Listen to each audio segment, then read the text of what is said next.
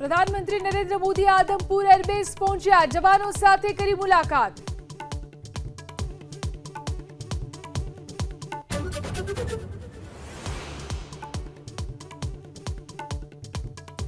Ceasefire बाद रक्षा मंत्री राजनाथ सिंहની બેઠક, सीडीएस सेना प्रमुख, नौसेना प्रमुख हाजर।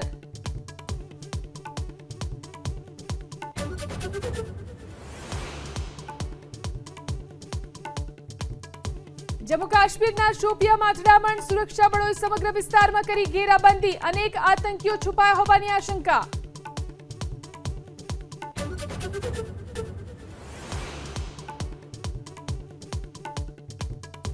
વડોદરામાં ખાણ ખનીજ વિભાગમાં એસીબીની સફળ ટ્રેપ, સિનિયર ક્લાર્ક અને આઈટી એક્ઝિક્યુટિવ લાંચ લેતા ઝડપાયા, અન્ય 2 ફરાર।